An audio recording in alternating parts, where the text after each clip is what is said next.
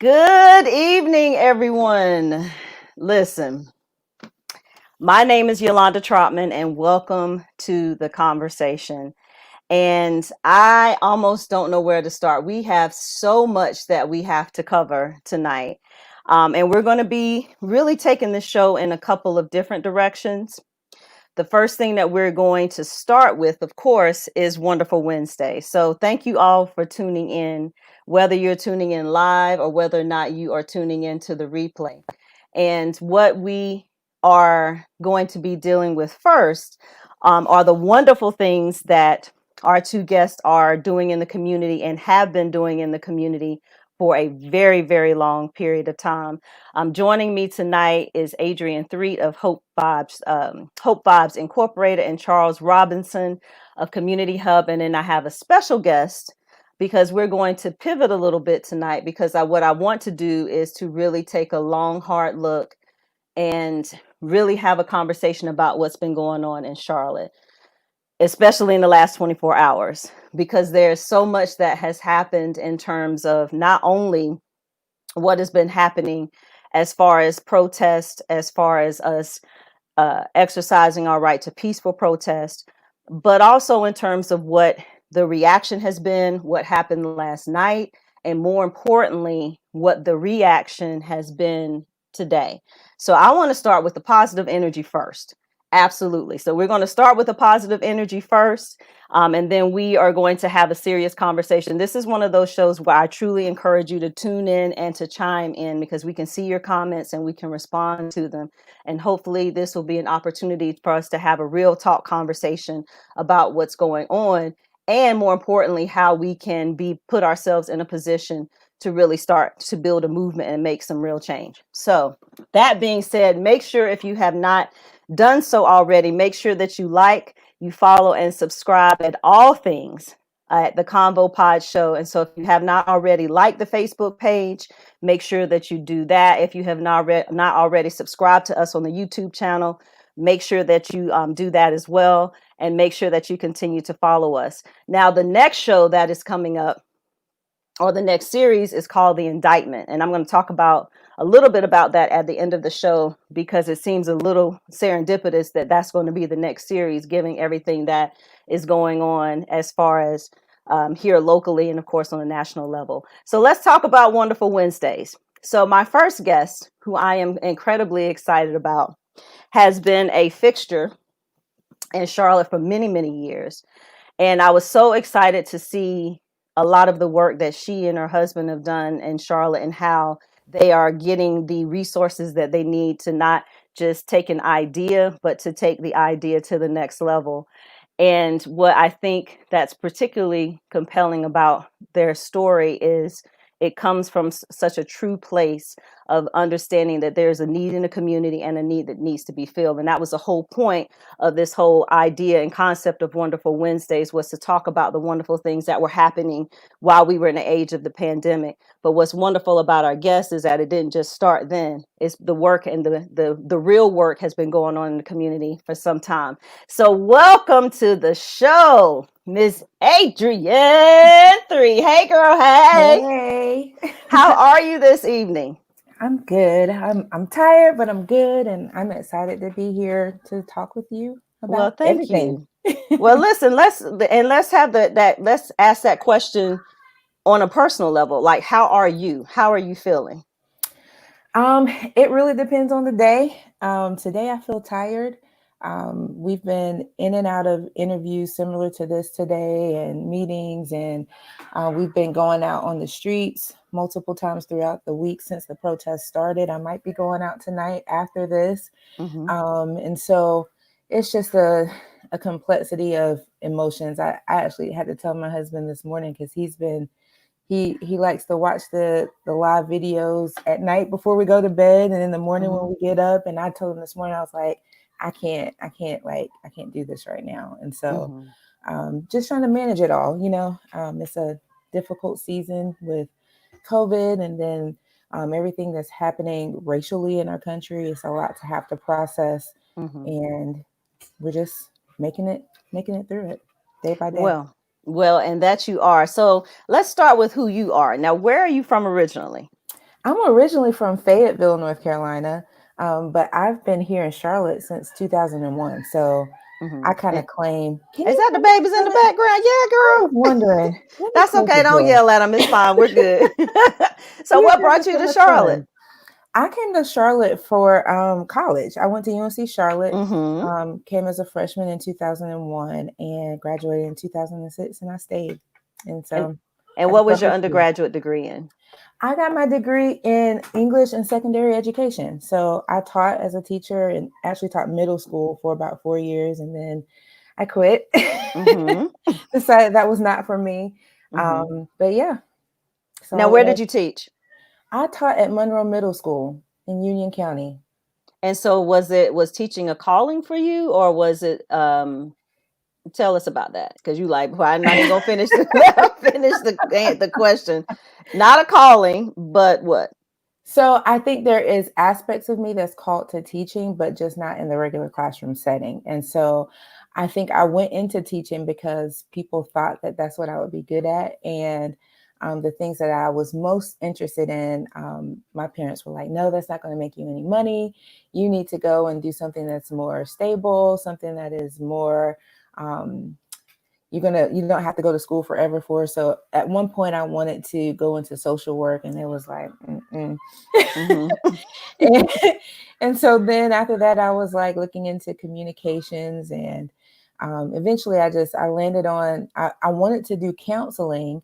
Mm-hmm. But a number of people told me, well, why don't you just jump into teaching, and then if that's not a good fit for you, then you can go back to school and go to counseling. And so I definitely should have gone through the counseling program instead. Mm-hmm. That's the part of teaching that I did enjoy. Right. I enjoyed building the relationships with students, and helping them process through whatever issues they were struggling with as teenagers, as middle schoolers. But the whole dealing with behavior and lesson plans and all that stuff, it was like it was not for me. I got you. And so, when you left, what was your next step after that? I took a year off after I left there. I left in the middle of the school year. Um, Really? Was there some sort of situation that yeah, happened? You were like, I'm out.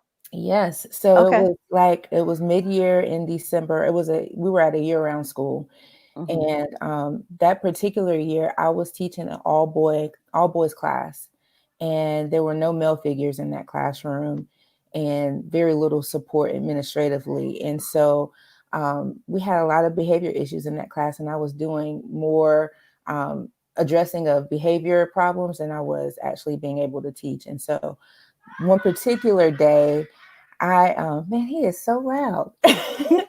One particular day, I had two male students. They were larger than me, and at the time, I was bigger than what I am now. Mm-hmm. And they were in the midst of getting ready to get in a fight in the Mm-hmm. middle of my class. And I called the office like 3 times for them to send either the SRO officer or an administrator, and no one ever came. And so by the third or fourth time that I called, they told me no one was coming because they were in meetings. And I was like, wow. So I'm telling you that two really, I mean, they were taller in stature and just in general, they were these big guys getting ready to fight each other. We had an issue at the school earlier that school year where a teacher did get in between two students that were going to fight, Mm-hmm. and well, they were fighting, and that teacher got punched in the face, and then he kind of blanked, and he kind of swung back, and Mm-hmm. so they had encouraged us not to get in the middle of fights. And so I was like, well, what do you expect for us to do? And so it was at that point I realized this might not be for me, because Right. I'm just, I didn't enjoy it. I dreaded going to work, Mm-hmm. and I wanted to do something that I was more passionate about. And so, so when you decided to leave mid-year, what was the plan after that?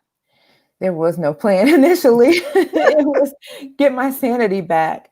And it took me a while actually to get to something that I was actually passionate about. I left there, took a break for maybe about 6 months to a year, and then Mm-hmm. I worked at my father-in-law's church for about a year. Mm-hmm. And then I worked for the police department as a telecommunicator for a year, which I hated, and I left there. Okay. And so Um, then, so tell us about Hope Vibes. yeah, so we started Hope Vibes in 2017. It's the first opportunity that I feel like I'm actually loving and passionate about. Mm-hmm. And the crazy thing is, it was totally accidental.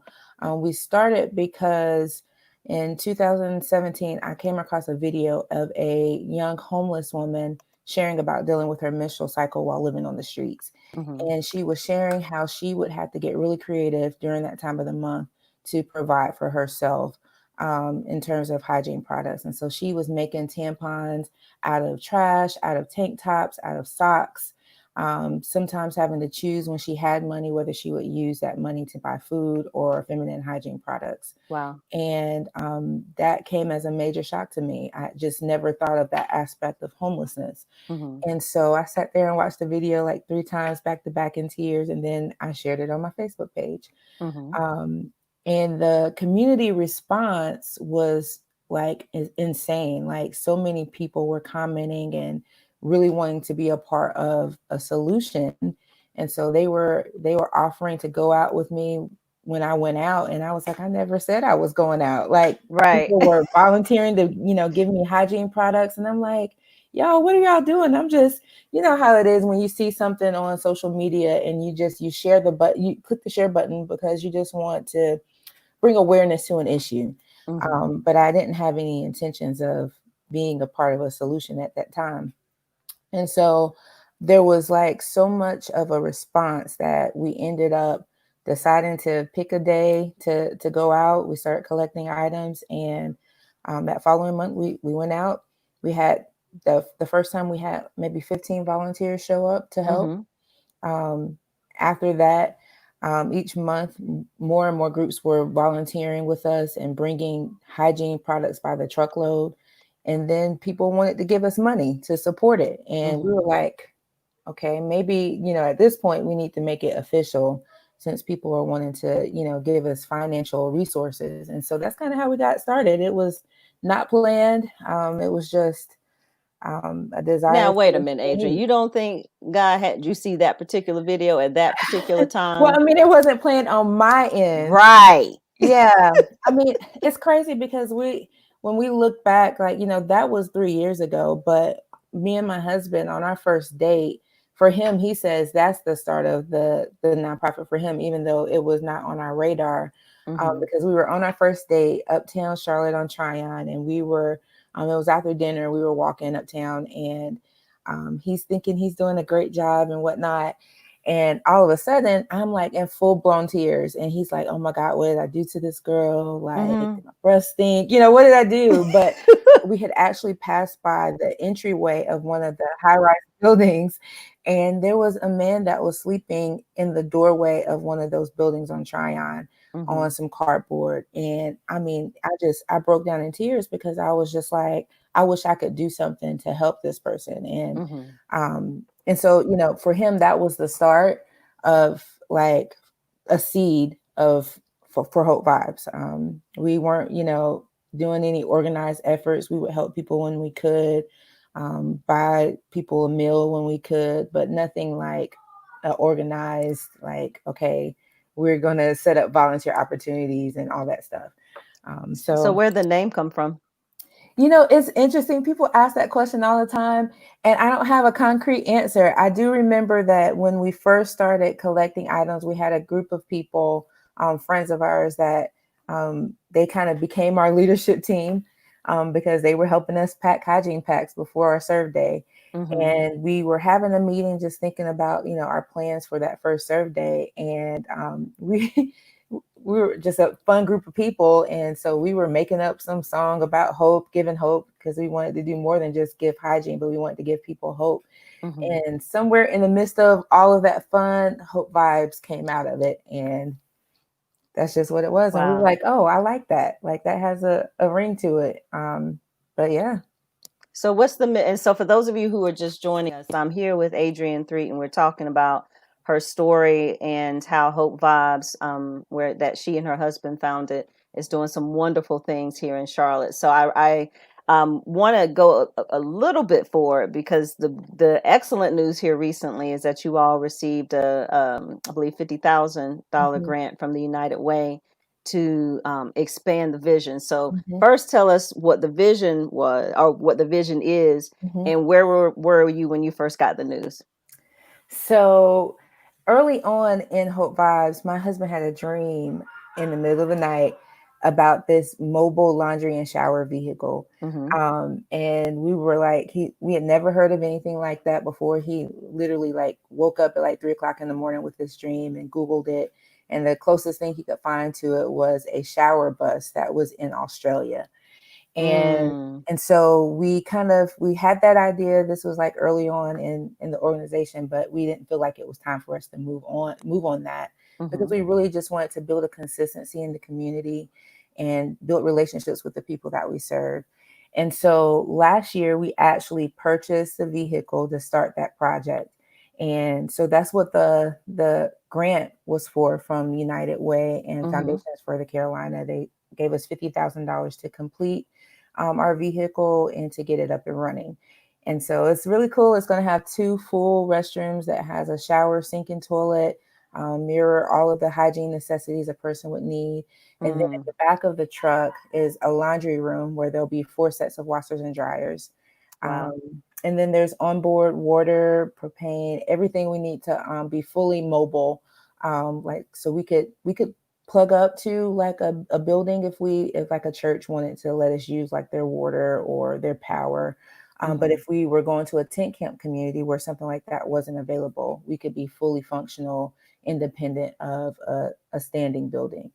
And And it's the only one like it in the country. right. And so what are you seeing? What are you seeing in the since coronavirus hit Charlotte? What are you seeing on the streets?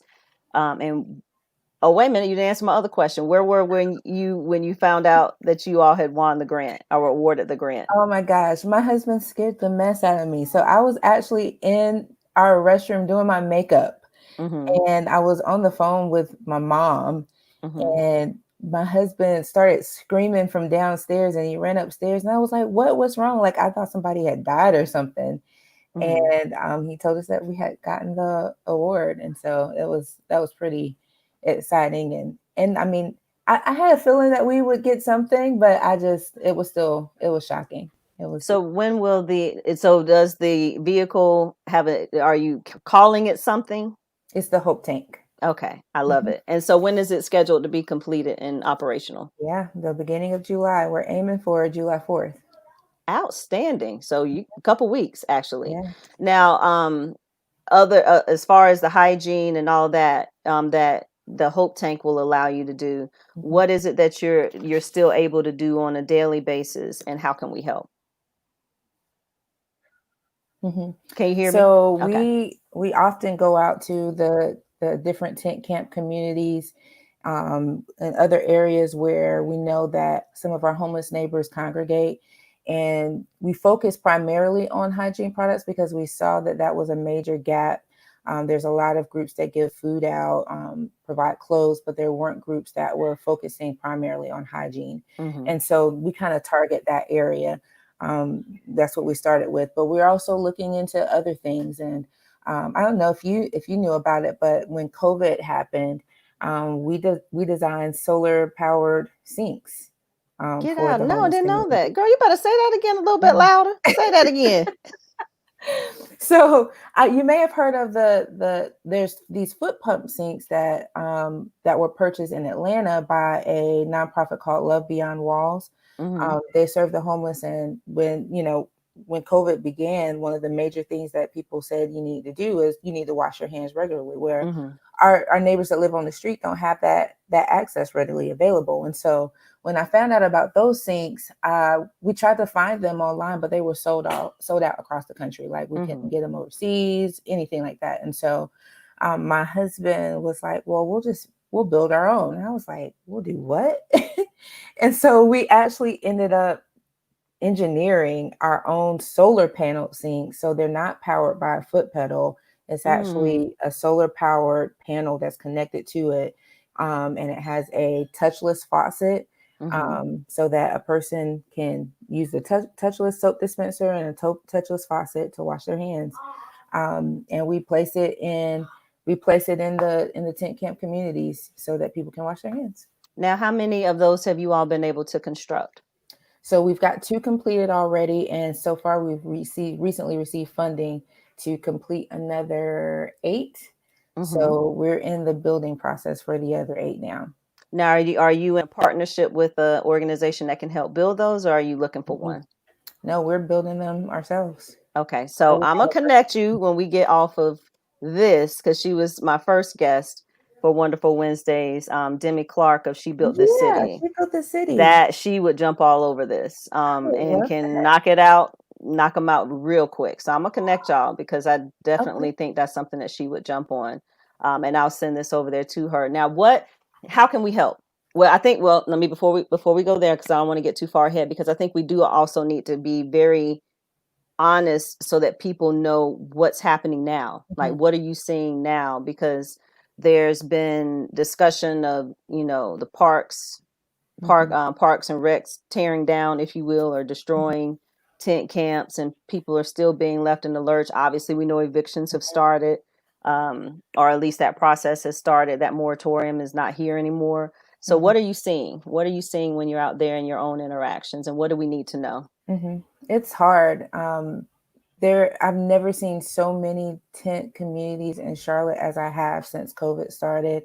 I mean, I don't know if you've taken a drive over by Urban Ministries, Hmm. but like when it first blew up in that area during COVID, like the first time we went out there, like and we weren't even stopping to talk to people that day. We were just surveying the area, Hmm. and we drove through, and I literally was like in full blown tears because I just couldn't believe that a scene like that was in Charlotte. Like it reminded me more of what I saw when I went to San Francisco, Hmm. to Skid Row, and it was just sad because it was like and if you talk to people, they'll say, "Well, what is the deal with all of these grants that like some of the larger nonprofits receive to help with housing? Why aren't we getting hotel access with some of that grant funding if that's what Hmm. it's supposed to be for?" And it's hard because they're asking the same questions we're asking, and we can't give them a legitimate answer to those questions because they're still out there on the streets. And so it's kind of like the people who are living on the streets, living in tent camp communities, even living in shelters, like they're having the same struggles that they had before. It's just amplified, Hmm. because they don't have the same degree of access to resources that they previously had. And so, where you may have had a higher number of capacity for a shelter before COVID, it Hmm. was significantly shrink down after COVID to allow for social distancing. So that meant that they had to turn a number of people away, and so that impacts people. So what I'm hearing, because we've had other guests on Wonderful Wednesdays who are also serving our homeless neighbors and are saying the same thing that you're saying, and concerns that, how are we in a city that has so many resources allowing this to happen? Hmm. And now I know that the impetus for Hope Vibes started from what you saw on social media. Where do you see your advocacy going at this point, because Hmm. you're already going to have the hope tank and you're already going to be able to serve in a greater way, but do you feel that there's a sense of urgency that we need to address, and in your own advocacy, how can we do that? Hmm. Well, I don't know for what the viewers can do other than being, volunteering, having conversations with people, in that aspect. For us as a nonprofit, our organization, we are just today we were having conversations about just expanding the scope of what our nonprofit focuses on. And so where for the past 3 years we've primarily stuck towards hygiene, we're going to broaden that some and really focus on cultivating solutions. Hmm. And so, that takes the limits off because we also want to think about housing. We have ideas that we really want to consider, in the future for how we can help get people into homes and mentor them in the process, or connect them with mentors in the process, so that not only do they get in a home, but they're able to stay in that home, and kind of rebuild their lives financially, and even, getting connected with mental health professionals that can help them work through whatever scenario that they're in. And so we're looking at it from that approach. But individual, I would just say get connected. There's so many amazing nonprofits in our city that are serving on so many different levels. Plug in, like, all of the nonprofits need help. And so I would say that that would be a great entry point. Give, like, it takes resources to do the work that these nonprofits are doing. And so, that's huge too. And then just sharing with others. So what gives you joy? Because you're out there almost every day or every day? Almost every day. I in a lot of meetings too. So, we Mm-hmm. kind of balance it all together. But I think the thing that gives me most joy is my family.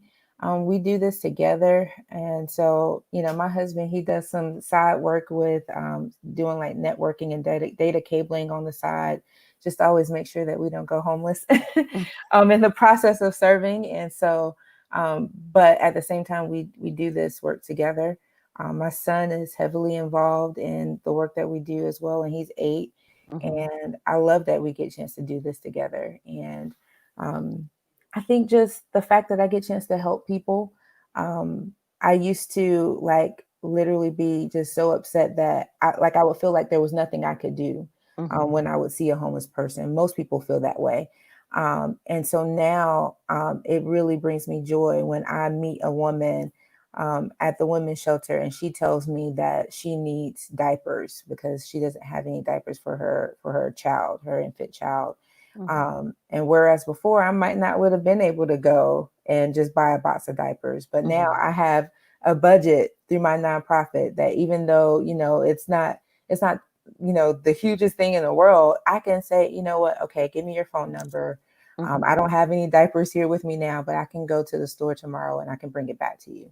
Like, Outstanding. to be able to do that, that brings me joy. And so, Mm-hmm. sometimes we get requests that, aren't hygiene products. We've helped people get work boots when they need them for Mm-hmm. their new job. That's not a hygiene product, but through relationship, and, we build trust with these individuals, and we know, okay, they know we're not going to give them money, but if they tell us what they need and we can get it, then we will. And that brings me a lot of joy. Well, I think this comment I see probably sums it up best, that you are God sent. You and your husband, and the work and what you do for our neighbors is truly amazing. And oftentimes in this nonprofit world, we don't hear that, and we're not in it for that at all. It's Mhm, truly about serving the public in whatever way that looks like. So if no one's told you mhm, that today, then the work that you all do is amazing, and we can't thank you all enough for the work that you're doing. So excited to see what we can do to help, especially with a very simple idea of solar sinks. It's brilliant. It's brilliant. And so mhm, now Hillary also mhm. said that do you have a relationship with First United Methodist Uptown? I don't. Okay. Because she mentioned in a comment, and I see you, Hillary, that they serve breakfast every Sunday at 8 a.m. and they're always looking for volunteers. So I'm not sure if there's a connection there in terms of helping with hygiene Sure. products and things of that nature that might be able to help. But her information's in the comments. I can get Okay. that to you as well. And so for those of you joining us, or if you're catching the replay, talking to Miss Adrienne Threat of Hope Vibes Incorporated, doing some amazing things in the community. Adrienne, I need you to stay with us though, because Yeah. we're going to have that real talk conversation about what's been going on here. And I know that you yourself have had boots on the ground yourself and have seen a lot of things. So if you can stick with us for a little bit, I'll circle back and come check on you in a little bit. And tell So. your son he ain't that loud. It's okay. He all right. Just tell him, okay, just bring it down just a little bit. All right. So thank you, my dear. I completely appreciate you. So I'm really excited about our next guest as well. Has been, I don't know if it's fair to call him an institution, but he's an institution. He has been active in the community, hands-on in the community, um, feeding people, helping to offer support, all types of things in the community for quite some time. I'm not going to go too much into his story because I want him to share his own, but I think what's also important as we wrap up this particular segment of Wonderful Wednesdays is that the guests that we've been able to talk to and I've been able to highlight over this time are not just guests who just kind of necessarily started doing something as a result of coronavirus, but have always been involved and have always um, lended their ability to be able to stand in the gap in tremendous ways. So our next guest, y'all, welcome to the show, Mr. Charles Robinson. Hello, sir. How are you? Can you I'm hear well. me? I can hear you. Good. How are you doing this evening, sir? How about yourself? Now, how are you doing really? I asked the same thing to Adrienne, and a lot's been going on. Now, how are you doing really? I'm good. We know how to shut it down and crank it back up the next day, so everything's good. Good. So, for people who don't know you in Charlotte, and that's probably not very many, tell it now. Now, are you from Charlotte originally? I'm born and bred from Okay. Charlotte. What side of Charlotte were you raised? I grew up from between West Boulevard and Hidden Valley, so and I bought my home on the other side, but I went back to Hidden Valley a few years later, and Mm-hmm. that's where I'm at now. And so most people know you because of your connection to Hidden Valley. Now you've been living in Hidden Valley since when? When you went back, at least. I left, and I've been back about 15 years now, so. My dad and I own a house on the same street, Mm-hmm. and my kids are. I have one kid still in school, and the others have graduated from college, and I just figure I might as well stay Mm-hmm. because the bill's almost done. So yeah, well, I think I'm gonna go ahead and stay. Okay. We do a little And, bit of traveling, a little bit. and so now tell us a little bit about your background before we get into the work that you do at Community Hub and what you've done in the past. Hmm. Um, what is it that you think is most important about, well, let me say it differently. When you decided that Charlotte was going to remain your home, what was it about what was it that you saw, or what was it that you experienced that you felt like you needed to have a more um, direct involvement with the community? I came from I was a coach when I came home from college, and I always had kids around me. Mm-hmm. And so being involved with coaching football, basketball, soccer, Mm-hmm. um, I love kids, and I found myself trying to help a lot of families on my own, and it was costing a lot of money. Mm-hmm. My aunt started the Harvest Center and Community Outreach off Oak Lawn, Mm-hmm. and she would come down to my shop and tell me, "Boy, you need to come over there and help me, and you're supposed to be over there." And I said, "Me?" She said, "Yeah, you're gonna be a minister, and you might as Mm-hmm. well stop running." Mm-hmm. I said, "Well, God ain't told Now, me that. wait, God Charles. ain't Now, told how you that." old were you when she already declared that that's what you were going to do? How old were you at that time? I was about 28. Oh yeah, you weren't trying to hear that, but okay, No, go ahead. no. So she died almost 12 years ago. But before she died, she told me, "Well, just come over to the church. I want you to do something for me." She said, "Take that bus and go get the kids out of Delahaye Courts." And I said, "Okay, I'll drive it. But Mm-hmm. what kids?" And she said, "When you get there, God will show you who you're supposed to get." And Mm-hmm. so we went to Delahaye Courts, and I brought 2 busloads of kids back. Mm-hmm. And she said, "See, you need to quit running." And we kind of chuckled about it, but I didn't want to do ministry. Mm-hmm. But I watched that community transform in front of my eyes. How Um, so? in 1988, Wyatt Street was the most violent street in America. 22 people got killed in that street alone in that year. Mm. And a woman of God, just went over there. She said God sent her, and she was bold. The drug dealers were trying to kill her. Sometimes we sit in church, Lord, I mean, all day, and I said, "Well, this ain't the church for me," because we've been in Mm-hmm. church 18 hours, and I'm stuck to the chair, and they I'm were a preacher's kid. I know. Go ahead. Yeah. So, we, you know, I got involved and I started seeing after college, um, how lives have been transformed over there. And I couldn't believe because I experienced some stuff over in that community as a kid myself, with some police officers. Um, and it was a challenge for me to even want to go back. My mother was like, boy, we ain't never go. You can't even go over there and play. Mm-hmm. Um, and so as I got older, I went over there and started working, and I fell in love with it. Mm-hmm. That's what I was supposed to be doing, and I was an outreach director. I was the transitional housing program director. I kind of had a few hats on, Mm-hmm. and we worked. And at the end of the day, I just felt good with giving back, Right. and it helped my life as well. So, and I've been in ministry, since. Now, what Um, year was this, that when you answered the call? this is I didn't get ordained until I got ordained about 4 years ago, but I've been in ministry for the last 11, 10, Mm-hmm. 12, something.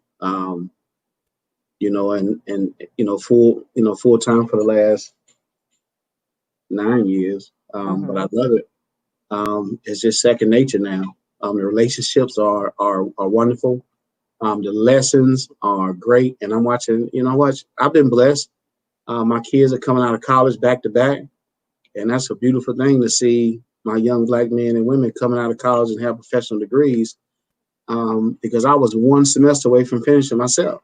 Mm-hmm. And I'm excited. I'm excited for them and excited for what's next for those children. So I love what I do. Love what I do. And so I'm gonna ask you the same question I asked Adrienne. So, what amongst what you do, what is the thing that gives you the most joy? I had some kids to graduate from high school, and go on to college, and to see those kids and get a thank you 5 years later, or Mr. Mm-hmm. Charles, um, you saved my life That's just by, powerful. just by standing with me, and I love you. Um, these young men coming back and saying, Mr. Charles, how can I help? I'm gonna be in town, for a couple of days, and I just want to come out and help. I want to just come out and see you. Mm-hmm. That part is amazing, and it's to see the growth, when a kid achieves a small goal to most, but a major goal to them. That's the Mm-hmm. biggest thing in the world for me. And that's the blessing from part of it. That's one of the greatest blessings for me, to Mm-hmm. see that.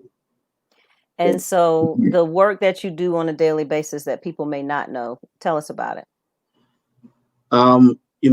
We've done, for the last, um, few years. We've been out, helping fight with our homeless, helping fight for our homeless. Um, folk that are in transition. Human beings, and just kind of bringing dignity to it. Mm. I'm kind of I'm really outspoken. Yes, Uh, we know. We love it. that to some that doesn't always get over well, but folk that don't have a voice, I'll be the voice for them, and it's not always popular, but if I'm led to say it, sometimes I have to go back and say I'm sorry, but I mean what I'm saying, and it needs to be said, and it's for somebody. Mm-hmm. Some people just aren't bold enough to say the things that need to be said to help somebody, but we all need a hand up sometimes, and not always a hand out, but that hand up is important, when folk are in transition. And if Mm-hmm. you can do that for them and give a little hope because they know they can trust you and they know that you love them, that's a great thing, and to be able to show other folk that is important. Mm-hmm. And so, but you're being coy. We need to. I want you to tell them the type of things that you're doing literally daily to help serve the community. We right now we're serving about 10,000 people a week. Thank Um, you. Okay, go ahead. we have we have 10,000 meals a week actually. Mm-hmm. It's a great task, and we're in the process of transitioning from that because we have some food deserts in these communities that we're serving. Mm-hmm. So we're working on a community garden. We have a housing to homeless piece where Okay. we partner with a group to help folk that are in transition get into homes with a down payment assistance program. We have an iReady program because our kids just aren't reading on level and they can't compete. Mm-hmm. And so we're working on a project called the Community Hub. And the feeding piece was supposed to be part of it, but during this COVID-19 piece, that was all of it. Mm-hmm. Um, so 7 days a week we've been pushing meals out, and we support a couple other groups in what we do, and the community supporting us. Mm-hmm. We went into this without a dime. I was led to do the feeding, and God made a way. I put a post out on Facebook that I needed a kitchen because we went from feeding 3,000 a week to 6,000. I didn't have a place to cook it, and so I Mm-hmm. partnered with North Lake Church. The University Partners helped me, and we've been doing that work for the last. I don't know how long COVID's been going on, but I hope it's almost over. Right.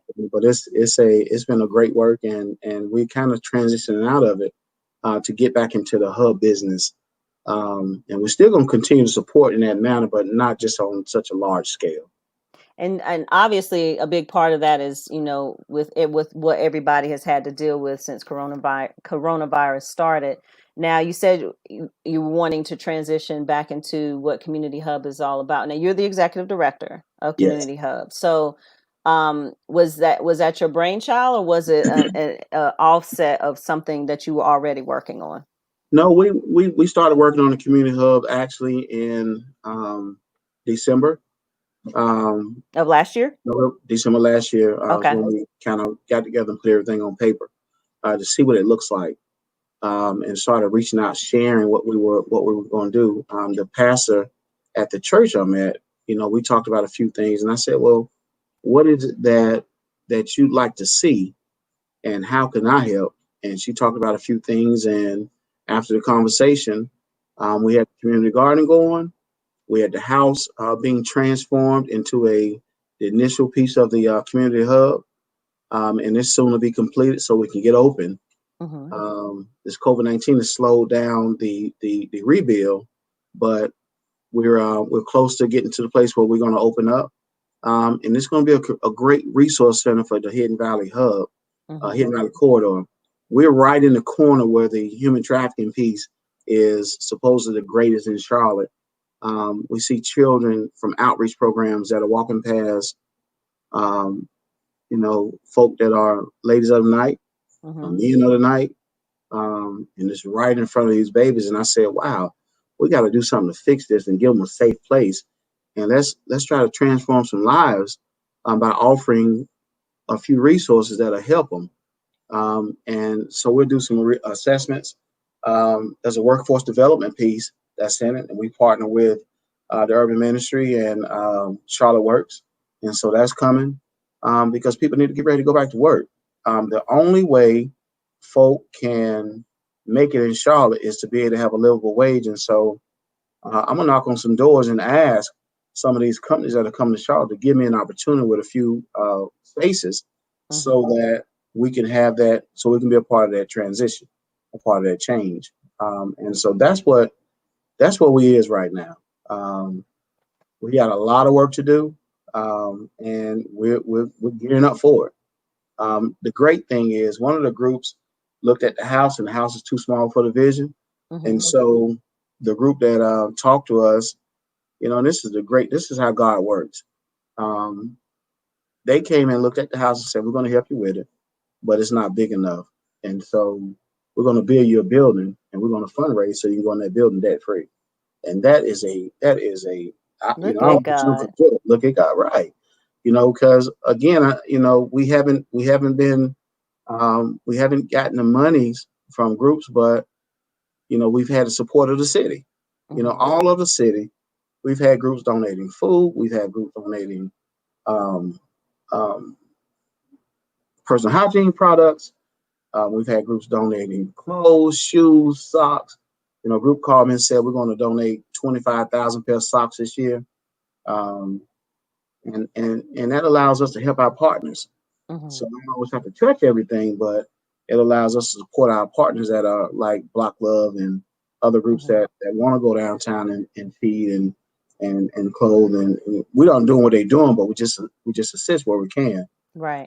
And so that allows us to be the community hub. Outstanding. So Adrienne asked a question. Wasn't your church often making space for the homeless to sleep inside during the wintertime? Yeah, 3 years ago, I raised a lot of. We had a big thing with our county officials, Mm-hmm. and I said, why aren't you opening up the warming stations? It's not Mm-hmm. humane to leave human beings out when it's 11. This was the coldest winter that we've had in a long time. Mm-hmm. And it was 11 degrees, and a guy died that I knew, and it really made me angry. Mm-hmm. Um, and so they said, well, you open the space up. So we prayed about it, and in 4 hours, the community came together. And we had everything that we needed to open up a space for 200 people for 3 days. Mm-hmm. Um, and the community came in and worked it with me. They came in and bought food. We cooked breakfast, lunch, dinner. We had the screens going for the TVs, and we had blankets. We had everything that we needed to make it work. And then I challenged the county leadership to make better decisions with this piece, and that wasn't popular. Mm-hmm. But for a few days, they opened up those warming stations, and it made it a little bit easier for them to open them up. And from then on, we kind of some things took off from that. Mm-hmm. My friend Stacey Phillips started one of the groups, Neck as a result of that, and that is helping our homeless folk around Charlotte um, today. And Mm-hmm. so it's been impactful, and my piece is where can I be used to help my community. Mm-hmm. If I can be used in that aspect, I'll work that. If we needed to feed, we'll work that. And right now, like I said, we're going to concentrate on this hub because folk need to get back to work and get into houses. I recently got in touch with an apartment complex, because we have a housing and homeless piece, but because I know a lot of folk are getting ready to get put out, I told the apartment complex, just go ahead and rent those 40 units out that you were going to give me for my program. And, so that means 40 people are going to get into apartments, which is fantastic. That's Um, outstanding. we, you know, Outstanding. yeah, so we got some work to do, but I'm excited about the community partnerships. And we just want to be a vessel for this community. That's all. And so how can people help with Community Hub? Because that's the fairly new organization. So are you 501c yet or still working We, on it? we already 501c. We are Outstanding. established. Um, there's a Wh- there's a site, communityhub1245.org. Okay. You can go in and sign up to volunteer. You can go in and donate. I would love to see people that can give some time because we're going to have children coming in. We're going to have families coming in, and we want the community also to come use the space and come and check on us and see what's going on in that area because we may be able to help. And like I said, we just want to be an access and be a resource. And so there are other groups that are going to come in and do other things that allow us to extend our arms. And so these new partnership or future partnerships, can make us that much stronger, so that we can concentrate on the three things that we're going to do in excellence. And is it communityhub1245.org or .com? .org. Okay. And so people can donate there. Can they reach out in terms of if they want to volunteer or donate items or anything like that? They can do all that at the website as well. They can do all that at the website. There's a everything is there's links for a little bit of everything, and Mm-hmm. you can see where if you want to spend time, Mm-hmm. you can see what we're doing. If you want to donate, you can see where your money's going. We want to be transparent. Let people know exactly what we're doing, and so maybe we can help somebody. And then once this COVID-19 piece, we're going to get those doors open so we can get those families out of those hotels to start and into Mm-hmm. new homes. That's our biggest thing. Let's get those families out of those hotels and in the homes, and let's start with this first 25. And so that's going to be huge for us. And so what would you say to county leaders in terms of what's needed now? Um, I know we don't have all that we don't have all night because this could be a 4-hour show, but what would you say to community leaders based on what you see on a daily basis? Like what needs to be done now? Because you're hearing, oh, there's grants and initiatives and all of that, but what do you think needs to be done now? Well, right now we need to get those that are in leadership to come out, and come out. Mm-hmm. It's time for you to put your feet on the ground so we can see you and lead. This we're going through a rough period right now, Mm-hmm. and our county has to come and see who's doing what. And the grassroots organizations are the ones that are connected to the community. Mm-hmm. You need to come and see who's doing what in the area that's elected you and support them and figure out a way to help. Mm-hmm. This is the grassroots. A lot of the grassroots organizations are struggling, Mm-hmm. but they're out every day serving your constituents. And so it's important that you get back in position, Mm-hmm. and lead. That's what's needed right now. I haven't seen the folk that I've seen Renee Johnson, Mm-hmm. but I haven't seen a lot of folk that are on those in those positions, and we need them. Okay. That's why we voted for them. And so I absolutely push the dial when it comes to the elected officials. But I need you.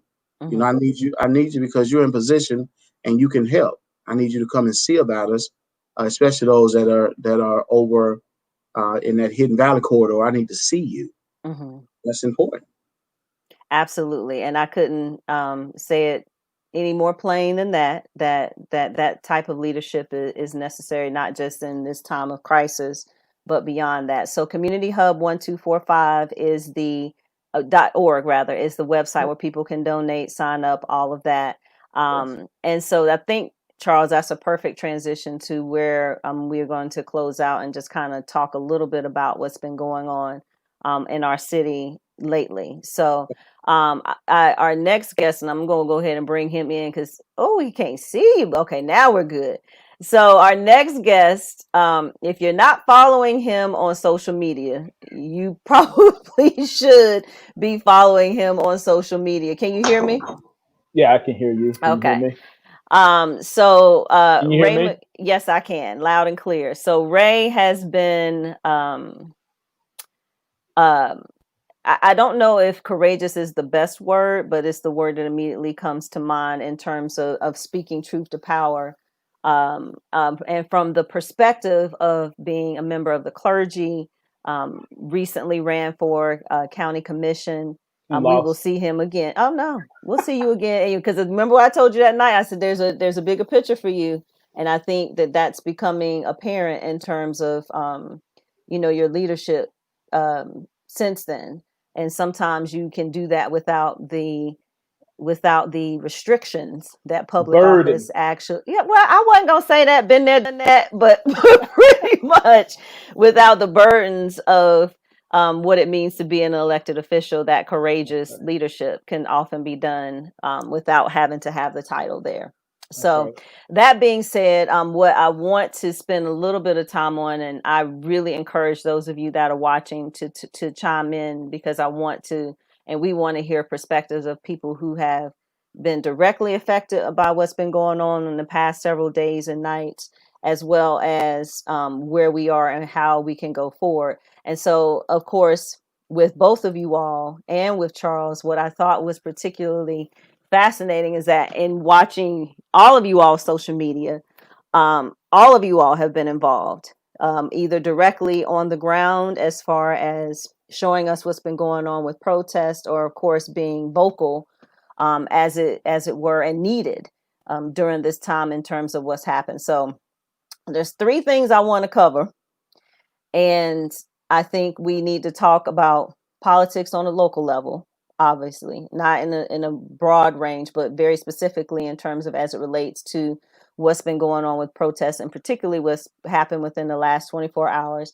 I don't want to waste a second of time talking about the RNC, with the exception of what the shenanigans that happened today at the press conference. Is it coming? Is it not? What's going on? We don't know. And then I want you guys to talk about just to have an initial conversation in terms of what is it that we can do now. as a community based on what you've seen individually, what you've experienced on the ground in terms of your interactions with the police, and then what we can talk about, because this is going to be a very preliminary conversation. We will definitely have another conversation about this. So that being said, that's kind of where we're going to go. So let's talk about first, because I believe, Charles, you and I had a conversation. I believe, if I'm not mistaken, Adrienne, you were there, and Ray, you were there on Friday. At the Friday. Well, I want to start first with what happened on Beatty's Ford. Okay, the initial who put this protest together, what is going on protest that happened on Beatty's Ford that obviously was the most controversial as things started to shift. So Ray, I'm gonna start with you. So and then Adrienne, were you there? I believe both of you all were there. Charles, I think you mentioned that you had headed down there, but I wasn't sure. So Ray, I'll start with you. What did you see that was probably the most disappointing, if you know what I mean? I do. So I mean, for me, like I live about 7-8 minutes from there. I live right off of Sunset, so that's my neighborhood. I mean, it's where I go home, and it's funny because Kelly had just gotten back from the fish fry, getting our dinner that Friday, and I was like, "Hey, it looks like something's happened on Beatty's Ford Road." She's like, "Nah, I just came from there." And we get there, there is kind of chaos. I think the most disappointing thing for me is similar. It was a similar thing to what happened last night. I know we're going to get to that. It's how they just corralled everybody, boxed everybody in, shooting at people. And then the second part is how they did Braxton Winston. Okay. I knew they were going to come for Braxton because Braxton was not like engaging. And they tackled his brother. They brought him down. They did the same thing to Christy Puckett Williams. And the funny thing is, Braxton, Christy, Kaz, Otley were really trying to bring it down. There was no organization really. It was a bunch of kids, I guess, who organized. It was disorganized. So they were trying to keep everybody together, trying to, tamp down stuff. CMPD couldn't care less. And yeah, so that's what I saw. And that's the tenor that this whole thing has taken throughout these last 6 days. 5 days. Okay. And so were you there when or did you observe when Braxton was arrested? I was there when he was arrested, but I didn't observe it because this is a perfect example. So what happened is the same thing they did last night. They broke off our group. So we were all together. And then there was this pregnant lady, and Christy and I were talking to her, and Christy was like, take care of her, get her like to go. And then they broke our group off. So Christy and Braxton were and they were farther down Beatty's Ford Road, like going away from Johnson C. Smith. And then the other group was down by the police station. They broke us off. And then there was like another group of us with this that was just kind of in the middle. So they broke us off. They used their bikes, pushing us, move. You had nowhere to move. It was just, it was not like last night because we weren't in the alley, but they just converge on you. You have nowhere to go. And so I didn't witness it firsthand. Of course, I saw the videos of how they did Braxton, but yeah. And so I'll ask you the same question, Charles. Now, maybe perhaps not the most disappointing thing that you saw, but what surprised you about Friday versus what you've seen recently, if anything? Well, for one, I haven't been to either. Okay. I've been online watching, and we're working on something on the back end. After the 2016 rise, I said I wasn't going to march again because of what happened. We need to try to figure out a way to bring accountability and change some things on the other end. This marching piece is simply not. I'm not going to do it. I need to figure out who the legislators are who are going to change these laws, because if we don't change it, we're going to be back here again. This is what I said when the young man was killed on Old Concord Road. We're going through a vicious cycle. Somebody gets killed, we march, we raise sand, we tear stuff up. I was following Christy while she was getting arrested and shot, and I said, wow. And then a friend of mine, sent me something the next morning, and he said, Charles, we had agitators that came in, grabbed a bike from an officer, took his bike, stabbed the tires, and snatched the officer off the bike. Mm-hmm. And that's when the chaos started. And I was thinking to myself, wow, like, you mean to tell me somebody? And did they go to jail? No. Mm-hmm. And so, when you have folk that are agitators in a crowd, that's what you get. And that's the same thing that happened when we were sitting on the wall at Marshall Park with 4,000 people downtown. And these guys got out of vans, and they walked up, and they didn't want to pray, they didn't want to talk, they wanted to cuss, they wanted to fight. I left that place, and 2 minutes after I left, I barely got to my 2 minutes. They called me and said, come back because they're shooting. And I said, no, I'm not going back. But this is a thing that's going to continue to happen because we haven't changed any law in regards to when officers violate, and it's been going on for so long, and it's traumatic. Folk are saying, well, why are people 10? Why? Well, after so long, you're saying, I'm going to wait till next time it'll get better. It's going to get better. 5 years later, it's the same. And so we're here. And this time, it's kind of like a boiling point, in our offices in Charlotte. I reached out to our new, I keep that to myself. We're going to have some conversation with some folk that are coming in because we're looking for leadership from the new chief. Like, I need to see you. Mm-hmm. Take control, because right now this is going to make or break your peace. And so I'm hoping that my hope for right now is that this new chief gets in position. Don't wait, because Charlotte is imploding. One thing about that's good that's coming out, you see a little bit of everybody. Everybody's fed up.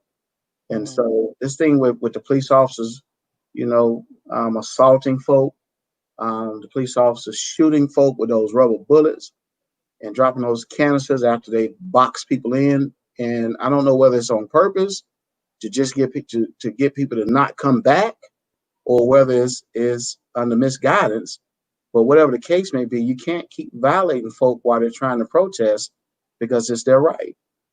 Absolutely. Adrienne, what would you say? What you saw on Friday versus what you saw, what we were talking about last night before we came on live. So on Friday, I think one of the first things that surprised me was when I arrived. So we got there right before it all started. We weren't even necessarily planning to come. I was just like, I heard that there's this protest that's going to be happening on Betty's Ford. And so I asked my husband and another guy that was with us if we could just drive through and see what the climate was like. And we ended up getting out and staying for a while. And it was interesting because as soon as we got there, the person who seemed like they were in charge approached me and asked me if I would like to speak. And I was thinking, well, that's different, because usually they already know who's going to be sharing. And so that raised some questions for me. What's really going on here? And then I noticed that this person, even though she was covered up from head to toe, when she turned around, I saw her back and I saw her hands, and I was like, this person is white. And so like that just, for one, that surprised me. And then when a person did get up on they had one of the megaphones, and a particular person got up and wanted to share something positive and encouraging people to be peaceful, she took his megaphone and broke it. And she was like, we're not here to be peaceful. We want things to be violent. Like, she literally said that. Yeah, that lady who did that, who you're talking about, is one of the ladies who came and protested at my church. Wow. Yeah, and when she saw me down there, she like tried to shout me out, talking about leave. That it was trash. But anyway, sorry, my bad. No, you're good. So that was really shocking for me. And then the next thing that was shocking for me was, so there were these two guys, they appear to be white guys, and they were dressed in like this military looking gear. They seemed to have some weapons on them. And you may know Christian Friend. He shared their picture on Facebook, and he was like, hey, everybody, who are these people? And quickly people begin to say, oh, they're from Boogaloo. which is a extreme, what is it called? A nationalist group that they encourage civil war. And so they go to different protests to agitate the crowd. And I was just shocked because I was thinking, now, if these were two Black men that were carrying these weapons on them very visibly, like the police officers would probably come for them. But these guys were able to come and go, no problem. And so I was just shocked that like who the officers would like try to come for versus who they wouldn't. I think another thing that was shocking too was to see that there were a few officers that were out engaging with the community. My husband used to be a police officer years ago before he quit. And so there was one captain, I think his name is Captain Chickadee or something like that. He was like one of the people who was in the training academy when my husband first started. And so he was engaging with the community and having good conversation. He was having a conversation with Tonettes out there. And I mean, they were giving it to him. They were asking him some really hard questions. And, you know, he was very open and receptive and willing to admit some of the flaws in the system. But then as the night progressed, when it was getting darker, then there were some situations where some of the crowd would try to basically corner in, like if there were singular officers like by themselves, they would try to try to jump them. And so I think that almost kind of amped up some of the aggression from the police officers, and things just got really crazy. But that's different from what happened last night, because we were watching the lives last night too. We didn't go out last night, but it seemed like I couldn't see a clear notion as to why the officers were responding to the protesters the way that they did. They seemed to be peaceful. They weren't destroying anything. And so I was just like, you know, is it because they're tired and they're ready to go home? So they're like, well, let's bomb everybody so we can go home. Like it was very shocking to me and hard to watch, because it's like, how is this okay to treat your civilians as if you're like in a war in Afghanistan somewhere? That's what it looked like to me. Like to see them boxed into a parking deck, and like if you're wanting them to leave, if you box them into a parking deck, and before they were in the parking deck, there were officers on one end of the street in front of them, another line of officers on the other end, and they were throwing the gas, the tear gas and the rubber bullets from both sides, and also from the second level of the parking deck. So where were they supposed to go? And so, you know, it's stuff like that that's just really conflicting, because it was like, what were people supposed to do? So, and then as opposed to what you've seen, because a lot of what people are saying is, okay, well, because there's been no major issue during the daytime, and we haven't seen the same type of obvious police response, but with larger numbers, what does that mean? So what I thought was interesting, I saw Chief Putney's interview that was live tonight, and I literally was eating dinner. And I showed this to you, Adrienne. I was like, "Ooh, Lord, let me write this down." So all I had was a paper towel, and I wrote down notes because I didn't want to miss anything that he said. And so one of the things that I thought was really compelling is that he said, well, we only use those means when it turns from a lawful protest to a riot. And I'm like, clearly what we saw last night was not a riot. Even if you couldn't see what was going on ahead, there would be no reason to gas people from behind, because they were gassed from behind after everybody had walked past. So nobody was doing anything before they were gassed from behind. And he also made a comment, because the purpose is to make sure we get to, his words were, true agitators. And so I think the thing from a legal perspective that I particularly find troubling is that you have to give an order to disperse. Like, you have to. And he even said there has to be a dispersal order, and you have to give people an opportunity to cooperate. And then when the reporter kind of pressed that, like, well, how many, or, do you just give the order once and then that's it? Or do you give multiple commands? And he did say that the buck stops with him. But the bigger question I had was, okay, but you have a policy and directives that specifically talk about de-escalation and specifically how you deal with protests. So Ray, I think probably what I'm gonna ask you this question, because you were a part of the Saturday or the Sunday protest. I think that was Saturday. Sunday. The one on First Ward. That was on Sunday? Sunday, yeah. Yeah, that's where you dropped the mic. Yeah, I saw that. So, based on what you've seen, because you've been out there, like, what does de-escalation look like then? Because if the goal is to de-escalate before you use force, what's that supposed to look like? So Chief Putnam's answered that question multiple times. And the thing that I got to say is, the chief, the mayor, city council members are asking the question, who are you going to believe, us or your lying eyes? All of us saw with our eyes what happened last night. It was unjustified, uncalled for, unequivocal. And I can't stand this, when they talk about peaceful protesters. I hate that term because people are protesting. It is what it is. The officers, when we talk about de-escalation, the chief has talked about de-escalation ends once the thing ceases to be lawful. Never says what changes it from being a lawful protest. It's subjective. The thing that happens that makes these escalate, and I've seen it here, I've seen it in 2016, it is rarely the protesters. It is the officers' demeanor.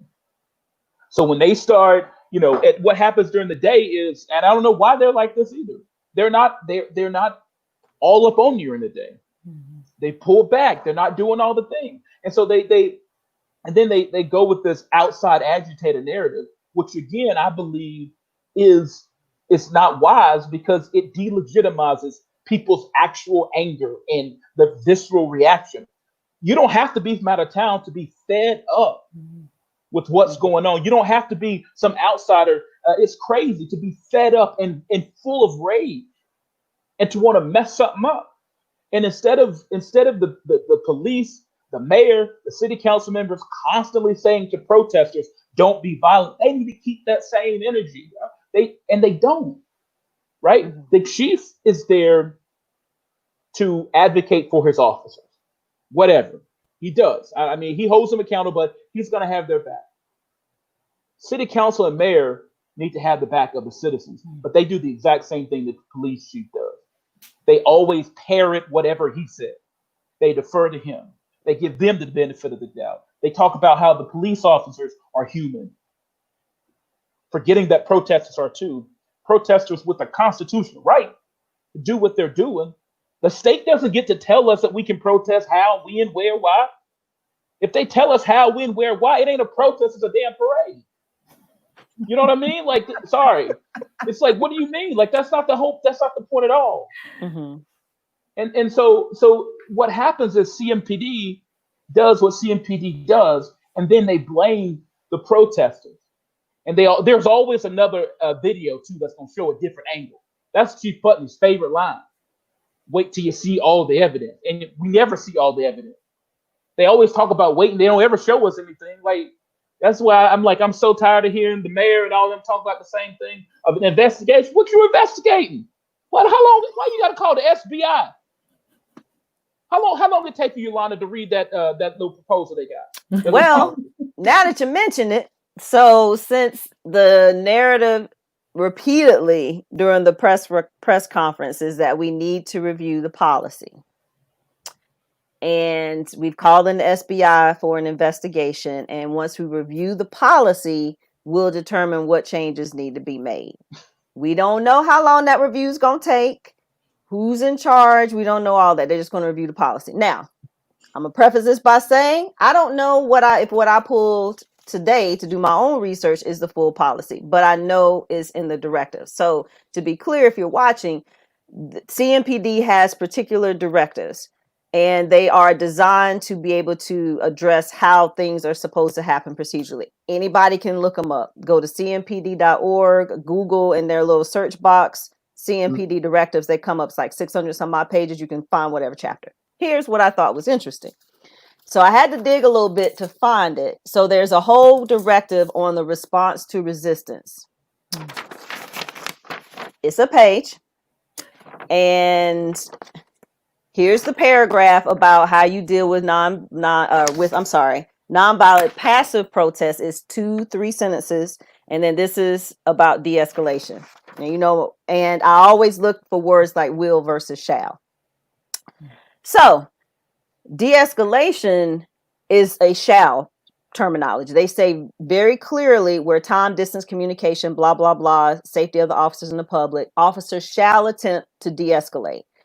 Verbal dialogue using de-escalation techniques. And they say that the goal of de-escalation techniques is to slow down or stabilize the situation so that additional time and resources can be used to resolve the situation with a minimal amount of control when possible. And then it goes on to say that, which I don't think is relevant or in a protest situation, because you're supposed to identify yourself, give a verbal warning, all that.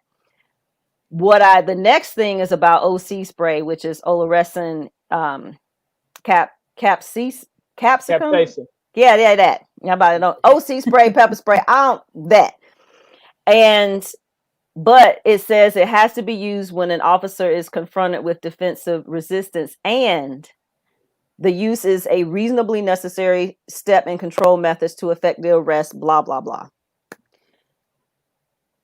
But it's an and. And so, I mean, some people think this is the semantics. I think the word choices here are incredibly important. Mm-hmm. But the whole paragraph, I can't make this up. The whole paragraph on nonviolent passive protest, which is the policy that we have to review to decide if we're going to change the policy after the SBI does their investigation, literally says this: the use of OC spray or any other physical control methods will not be immediately deployed where a person or group of persons are participating in a passive nonviolent protest unless there is an imminent threat to the officer or other person's safety. That's it. Doesn't say shall, it says will not be immediately deployed where a person or group of persons are participating in a passive nonviolent protest unless there is an imminent threat to the officer or other person's safety. And it was crazy when she kept saying that, well, we got to review the policy. And I kept saying, well, the policy should be don't use it unless there's an imminent threat to safety. This is before I even read it. So I'm like, well, what does that mean? Like, if there's no imminent threat, you don't need to use it. So then when I read it, I'm like, come on now. So this is what it says.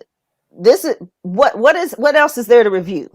And I think the thing that I find confounding is, all right, that being said, it doesn't start with the SBI telling y'all whether or not this is a good policy. Now, you have a city council that could pass an ordinance tomorrow that say that you don't use any spray or any chemical agents against protesters unless they actually do these things.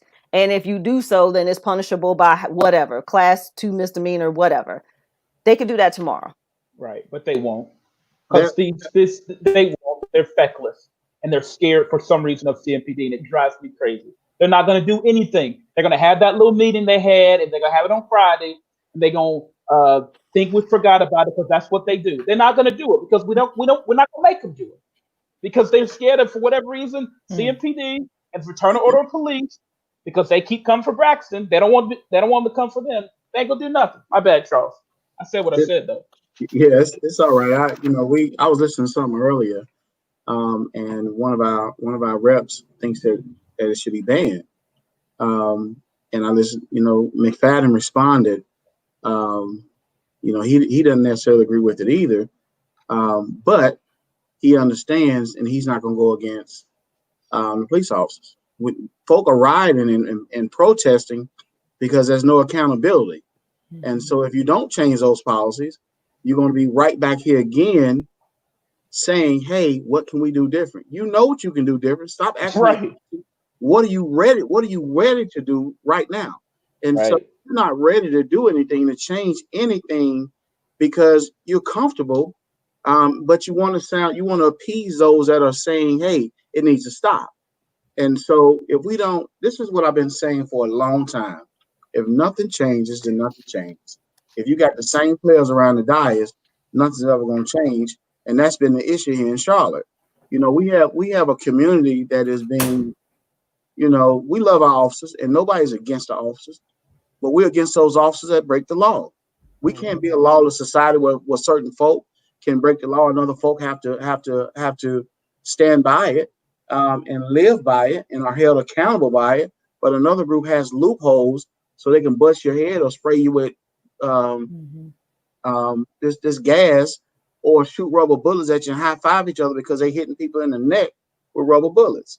And so our chief can't say, hey, that's not what happened when 50 videos are showing the same thing. And so what do we do once that happens?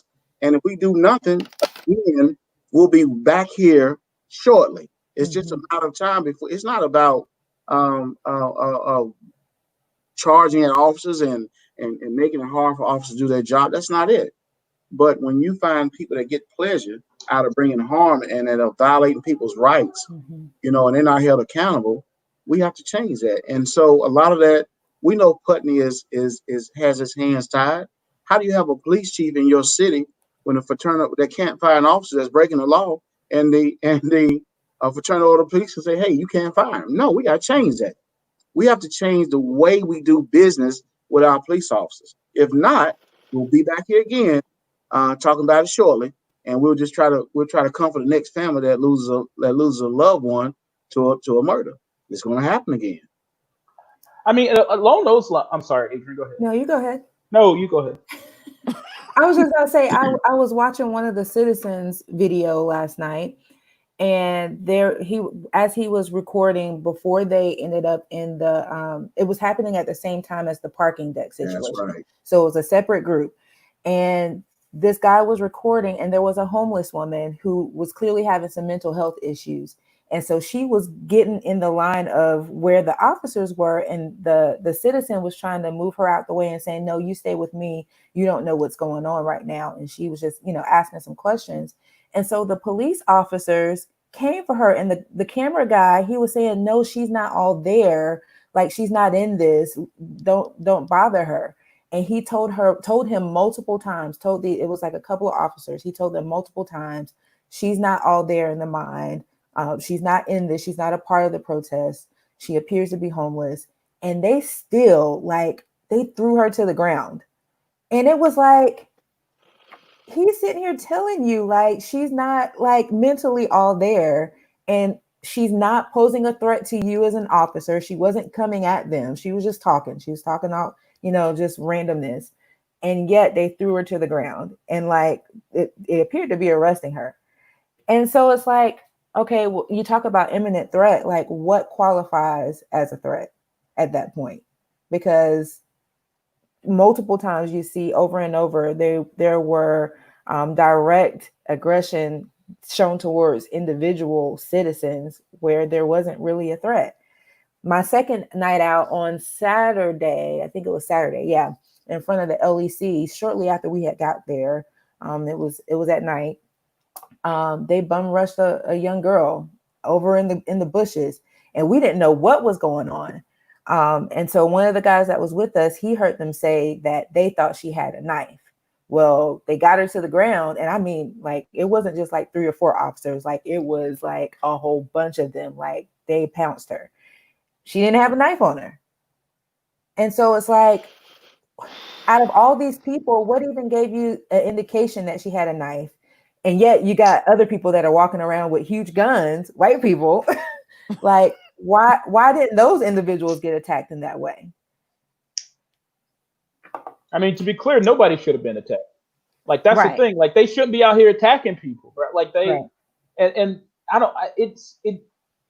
I think that the injustice of it is what ticks me off the most. And they're getting to do all of this with impunity. Mm-hmm. And nobody's gonna hold them accountable. It's not gonna. The FBI, bro, really? The FBI ain't gonna do anything. They're not.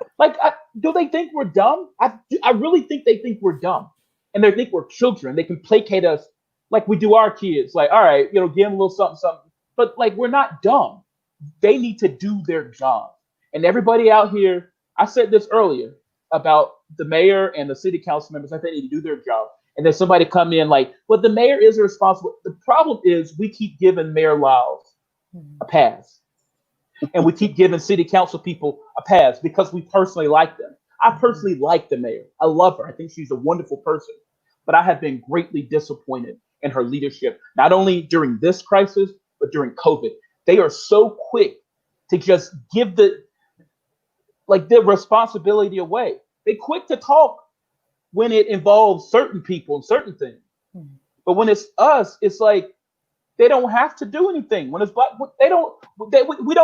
we give them everything because they happen to be black. But we don't hold them accountable for anything. And they can do performative things like they did today and march with us and march down the road, but aren't doing anything, aren't getting any answers. I mean, listen, if the mayor and the city council, who are the boss of the chief of police's boss, can't get answers, how do they expect us to? That's why they're there. And they're out here acting like, I don't know. I'm trying. I've been at, what you mean? You know what I mean? Like, I'm like, what do you mean, bro? You are the mayor and the city council. The city attorney, the city manager answers to you. And the city chief of police answers to the city manager. And y'all act like y'all can't get answers. You got calling the FBI. What? That doesn't even make sense. They think we're dumb. But they can keep doing it because we don't hold them accountable. I'm just saying. I said what I said. You brought me on. You knew I was going to say it. Right. So here's the thing. Okay. And I think a lot of people don't know this. And so even within city council, the real power lies with the mayor pro tem. Doesn't lie with the mayor in terms of voting. Like, mayor only votes in case of a tie. And the mayor pro tem speaks on behalf of city council and has more legislative pull than the mayor could ever have. And so to piggyback off of that, what I find, and I don't really want to make this an issue tonight. I think we probably will talk about it next week when we get to implicit bias and, some other issues. But what I find interesting is how some people get upset when we do openly criticize Lyles and frankly any black elected official, because we're not supposed to do that. You shouldn't do that. Like, why are you publicly talking about them? As if it would be okay to do that with a white public official and not face any reprisals. But because that person looks like you shouldn't talk about them. You should just talk to them privately. That's not how it works. Because when you serve the public, you serve the public, period. It doesn't matter what the race is. So if, people didn't have a problem, you don't have a problem with me criticizing Jennifer Roberts if I did that 3 years ago, but you have a problem with me criticizing Mayor Lyles because she's a sister, because she looks like me. You know what I mean? And I just think that's not the answer. The answer is, if anything, you have a greater responsibility to make sure that you're taking care of your constituents, period. Not any more or less because we black or anybody else is white, but you have a responsibility because of who you are. And I think when I saw or heard the video or the interview on Power 98 today, I was just baffled because, one, the questions weren't being answered directly. And that it is what it is, but it was almost an epiphany mid-interview of, you know what, I should have called you guys. And the reaction was like, that's what we're trying to say. Like, call us, like, we're here if you need a place to speak up or speak out. And I just think, I think the disappointment, whatever your race is, I think the disappointment is just, even if you do nothing other than say something, not a week later. That's right. What you should have said something when Beatty's Ford Road was on fire. Like, why wouldn't you say something then versus having a press conference the next day at 4:00 with, let it have happened on King's Road. She would have said something immediately. Right. And so, I think the thing that's important, and particularly within our community, is like, if we're going to say something publicly about something that we're upset about or we're criticizing, you don't get a pass just because you're a black elected official. You shouldn't, because you're here to serve the public, not just the black folks of Charlotte. You're here to serve folks of Charlotte, period. And if things are disproportionately affecting us as a people, you have a responsibility to speak up. That's right. But I'm going to pivot for a second because you brought this up, Ray. And I want to hear from you, Charles. On that. Maybe I shouldn't, but I need to hear from you on this. So here's the statement from the Fraternal Order of Police. It was so compelling, I had to pause the TV to take a picture of it because I couldn't believe I read this. Like, I literally took a picture of the TV because I was like, wait a minute, they ain't just say. Yes, it did. Okay. And I quote, "The Fraternal Order of Police supports the CMPD response to resistance being used against protesters displaying active aggression. Our officers have had rocks, bricks, commercial fireworks, and glass bottles thrown at them. Officers only deployed less lethal options after these types of assaults occurred on officers." So let's the last sentence. Officers only deployed less lethal options after these types of assaults occurred on officers. So you mean you ain't kill us? We just gonna gas y'all and shoot y'all with rubber bullets. They only deploy less lethal options after these types of assaults occurred on officers. So I'll say this. Charles, You asked me a question. I'm just gonna be honest, please. and it is what it is. Um, if my little brother and I was in the street, and he did something wrong, I'm gonna lie for him. And we have so many lies being told in Charlotte, and folks just gonna go along with it because That's right. it's their brother. One of the Right. things that also told me a long time ago, he said, Charles, I gotta support my fellow officer because I need his support in these fields. And these streets are dangerous. And if you are somewhat of a whistleblower, you outside of the group, and you might get hurt. Mhm. And so, but one thing about this time here, there's digital cameras everywhere. And so you may be able to lie some of the times, but when a man is walking around live and he's saying, okay, they boxing us in, this is what's about to happen. And they're gonna box us. Once we get over here, they're gonna start gassing. So don't run. Put your hands up, and hopefully. And for this guy, he didn't look like a psychic to me. I don't know what a psychic looks like, but this guy was walking around with his live and saying they box us in, they get ready to start shooting. Everybody was peaceful. Everybody had their hands up. The officers pushed those guys, pushed that group of people inside a parking deck, and they were coming from both angles, front and back. And the first thing they did when they made contact was shoot that gas. And so how do you tell a person that's 67 years old in a wheelchair and he's telling you what you're about to do to me because he knows your tactics? That means that you are ready to violate his rights. The problem is, and this is what the problem with the Fraternal Order of Police, I've never heard them say that officer was wrong. Mm-hmm. Now, one thing about even my children, I can't honestly say, all my kids always tell the truth all the time. Somebody gonna tell a lie, and for that group to always figure a way to use the verbiage that's within that policy that they've written. They know how to spin it to make it seem as if somebody else is wrong and those officers are always right. And then we sit back and say, well, we know they lying, but ain't nothing they can do about it. Yes, it is. When it's time to vote, we gotta change those seats. If you're not gonna stand with us when we up against the wall, what's the point in you sitting in that position? It's a how to run the business in. And so if you can run the business in, that's it. But we losing in every department. Our schools in trouble. Our police officers out of control. Some of them. We have some great officers. Great officers. But when those 5 or 6 break the law and you cover for them, you just as bad as a dog. Everything is rotten at that point. And that's what we have to change. And until we change that, we're going to be back again. I wanted, before I move on to the next thing, because this comment I think is compelling. Antoine Lassiter says that there are 2 Charlottes. Agree? Yes. At least 2 Charlottes. If you poor, you dirt poor, and you're struggling trying to make it, you're going through challenges. And if you're on the other side of that bridge, and you don't have the income disparity, you don't experience some of the same things that happen on the other side of town. And this piece right here has made a lot of people aware of what Black people are going through. Black people have been going through this for a long time. You know, they put a post out on Facebook and it said, when was the first time you encountered an officer in a negative manner? A lot of black men were saying 7 or 8, including myself.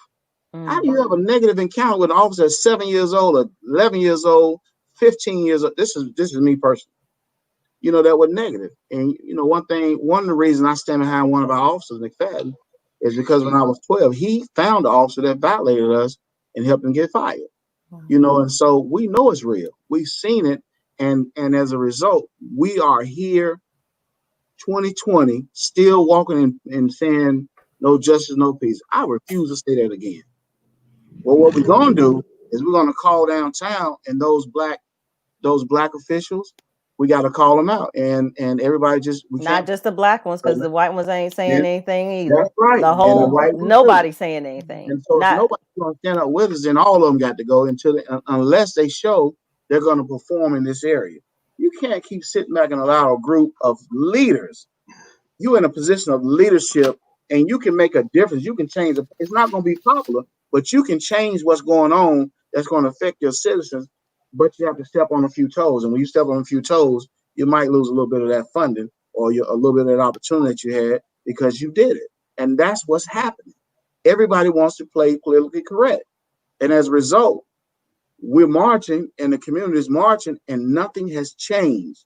Not one thing has changed since Keith Lamont Scott. Nothing. And that's shameful because we have some of the same folk in the same seats around that same dais.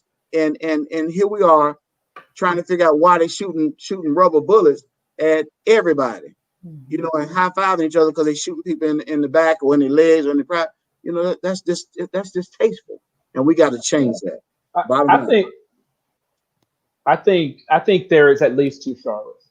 I think a conversation that we got to have offline or with us, with the family, that we don't talk about a lot, that is prevalent in Charlotte and like places like Atlanta, is you know, they talk about 2 Charlottes, but it's how many of us well-off black folks are in those Charlottes, also at these tables making these decisions, who are benefiting from the status quo, who are, if they're honest, are not. I mean, you know, there are too many of folks who are comfortable, black folks who are well off, comfortable and doing well, and that's fine. We're good with that. But we are not. But those are the people who are supposed to be representing us, representing people on Sunset, representing people on Beatty Square Road when you're comfortable. And so when we talk about 2 Charlottes, that's why I say there's at least 2 Charlottes. And we need to have the conversation about the people who are supposed to represent us, just because they look like us, may not always understand the experience. And that's okay. There's nothing wrong with that. We want to be successful. We want that. But you can't let the status quo that you're benefiting from, but is hurting our people, you can't let that go because you're benefiting from it, or because you don't understand, or because it's the tactics are changing. I mean, this is the thing. We keep getting what we have because we keep doing what we're doing. And I say to our older generation, I honor what you did, but we're where we are because of some of the things you did or didn't do. So don't, you know, that's another problem we have in Charlotte, is we don't listen to people. It's like, if you're not a certain age, or you haven't been here your whole life, or if you don't kiss the right finger, it's like people don't listen. But it's like, we've got to realize it takes all of us with different perspectives, different ideologies, to really push change. And that means we got to push. You know, we got to push. We got to stop being so nice and docile and gentile. Anyway. All right. And so on that, I'm not going to even bring up the last topic. We're going to save that for the next one, because we're going to have a next one, y'all. We're going to have a next one to follow up, because this is far from done. But I want to circle back as we wrap up. So first, I'm going to start with you, Adrienne. Of course, anything that you can do to support Adrienne and Emmanuel with Hope Vibes Inc. The website is hopevibes.org, doing amazing, wonderful work in the community. They are a 501c3 nonprofit organization, so your donations are tax deductible. Same thing with Charles. Support Community Hub at communityhub1245.org. Also a 501c3 nonprofit organization. So your donations for both organizations, whether they be monetary or in kind, are tax deductible, which is incredibly helpful for them. And of course, it can also benefit you, at least for tax purposes. So now listen. Wait, let me throw in my nonprofit. Yes, please. Brook Hill Community Resource Center. Okay. Working with folks in Brook Hill or South Tryon UMC, but Brook Hill Community Resource Center, working specifically with people in Brook Hill for housing and supportive services. Right. And then what's your website? Brook Hill Community, South Tryon, stcumc.org. Okay, I'm gonna put that in the comments and make sure that when I do the clips that it'll show up there. So I really, as we wrap up, I think it is so important that, and I think Charles, you said it best. You know, there's got to be real accountability. There's got to be a real need to actually hear and say something and do something, not for platitudes, not for photo ops, but you know, if you're gonna march today, what you gonna do tomorrow? You know, if you're going to get on the bullhorn today and say something, what are you going to do tomorrow? Because having a disorganized listening session with a megaphone is not helpful. That's just not helpful. That's for show. And we heard you. And so now what? And so I think the thing that's, I think, like I said, you said it best, you know, if it means, you know, we got an election coming up next year, with what our present council that's presently on board. And I don't think memories are short, but I do think that, you know, we also bear a responsibility to make sure that, you know, we do not just the work that we do within our own communities and our nonprofit space or whatever, but we start to collaborate in ways to really kind of start to deal with these issues and educate folk. Like, know that, hey, you want to know what the policy is? It's online. There it is. Right there. So but and it also takes courage. I mean, it definitely also takes a level of courage to not be afraid to speak out and speak up on whatever the social injustice is or whatever the injustice is that we're facing. So I thank you. I thank all of you for the work that you are doing in the community on a daily basis, just really truly standing in the gap for people, not just in this age of the pandemic, but just in general, and not being afraid to use your voice, because as I always say, your voice has power in a major way. So yeah, make sure that you support Charles, make sure you support Adrienne, make sure you support Ray. We're going to be back. We got to figure out a date to come back where we have some more time to really dig deep into the issues.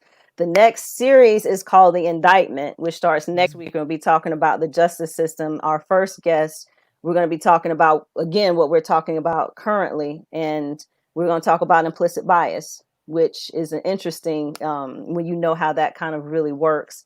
And then we're going to talk about that in a bigger picture in terms of Ahmaud Arbery and other cases and where we are. And even the changes today, it's been a busy day, even in terms of the other officers being charged with George Floyd's murder and aiding and abetting. So we're going to be talking about all of that next week, live at 8:00. So thank you all so much for joining me on the conversation. This won't be the last time, that's for sure. Any parting words? Well, I'm gonna give you the last word, Adrienne. Ray, parting words, sir. We're about to go back uptown, so just pray that CMPD don't gas us. Okay, well, I'll be watching you live. I got to get up early in the morning, so I'm gonna be watching. Now, you know, if you need me, you better call me. Oh, you got me on speed dial, because you know I ain't got no problem with rolling up. Now, what y'all not finna do? Right your number my arm in case they arrest me. Okay, Charles. Final words, sir. Get connected, stay connected, and let's get ready to work after these protests are over. We got work to do. We absolutely do. Well said, Adrienne. Just thank you for giving us the opportunity to share in this platform with you. And I just encourage people to use their voice. Don't be silent. Absolutely. Absolutely. Thank you all. And as always, your voice has power. Make sure you use it. Figure out how to use yours. Y'all have a good night. Bye, y'all. Bye. Bye.